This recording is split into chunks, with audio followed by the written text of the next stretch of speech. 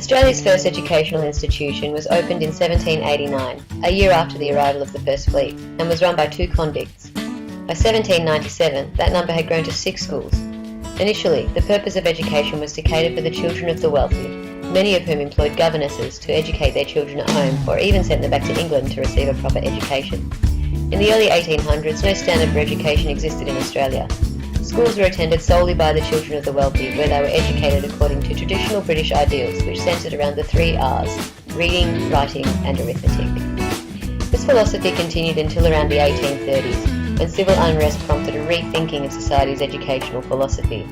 You see, the first white settlers of Australia consisted largely of a criminal class, the convicts, and so by the 1830s the population consisted mainly of the children of this criminal class, all of whom lacked any sort of formal education due to the exclusivity of the current education system. It was decided that the high crime rate early Australian society was experiencing was due to ignorance, which was in turn due to lack of education.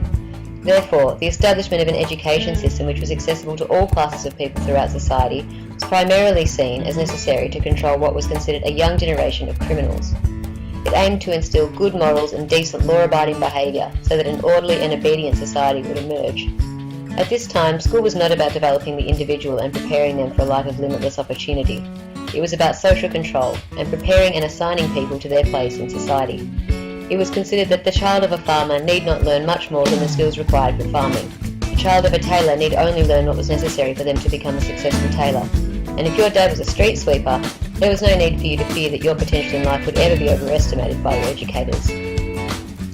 The 1872 Education Act saw the introduction of a free compulsory secular education system in Victoria for all children aged 6 to 13 years old, and by 1895 the rest of the settlements in Australia had followed suit.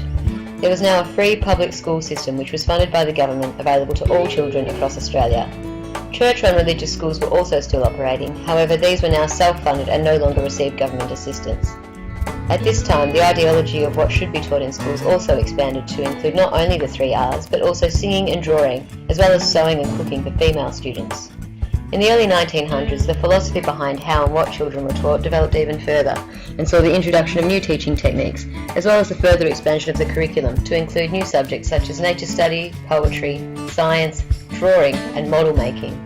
By the 1950s, children were expected to stay in school until they were 15. In 1964, due to lobbying and the Catholic schools strike, funding to religious schools was restored, initially in the form of grants to upgrade certain facilities and departments, but by the end of the 60s, governments were once again providing regular funding to non-government schools. By the early 80s, funding for non-government schools had surpassed that of government schools, and today the gap continues to widen. From its foundation, our education system was aimed at maintaining class structures in society. In private schools, affluent young ladies and gents were refined and prepared for a privileged role in society, while poor children enrolled in the public system were prepared for a future of domestic and manual work.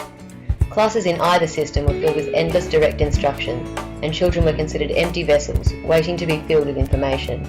Satisfactory completion of school meant memorising and parroting a socially agreed upon curriculum of concepts and formulas. Education was about being taught what to think, rather than how or why to think. Schools emphasised the importance of order, neatness, thoroughness, discipline and respect for authority. The 1973 Carmel Report saw the introduction of a national curriculum framework and national testing program. At the same time, the Whitlam Labor government of the 70s put an end to the centralised schooling system in Australia, placing more control in the hands of individual states and territories. This era in education endeavoured to develop a more grassroots approach to curriculum planning, assessment and certification by involving educators, parents and senior students in decision-making processes. Emphasis was also placed on equality of opportunity. For the first time in its short history, education in Australia was seen as a means to develop and prepare the individual for the opportunities that awaited them, rather than to simply slot them into their predetermined place in life. In 1987, Victoria stepped away from the national HSC accreditation for high school graduates and implemented a localised system, the Victorian Certificate of Education, or VCE. Throughout the 90s and into the early 2000s, states and territories each developed their own individual curriculums in line with national statements and profiles.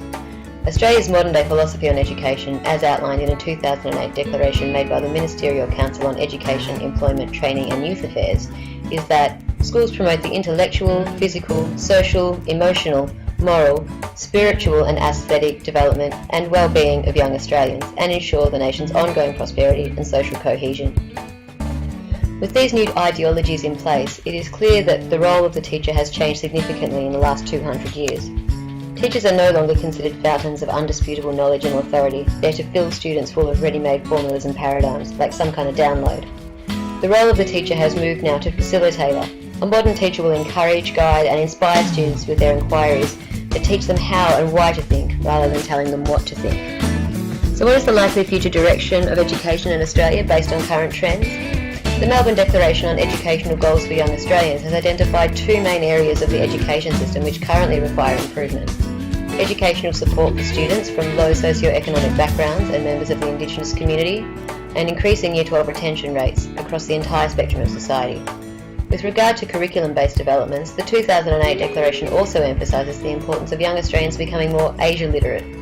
Aspects of the curriculum which will engage and build stronger relationships with our economically powerful neighbours will be introduced or enhanced. This may occur linguistically with a push for Chinese Low, but also will occur generally with cross-cultural content being introduced to broader aspects of the curriculum.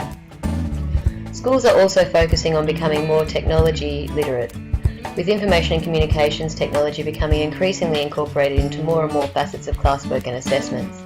Being able to comfortably integrate technology into our everyday lives is already an integral part of functioning in modern society, and the future of the education system lies in ensuring that all young Australians are well equipped to flourish and prosper in a technologically advanced future.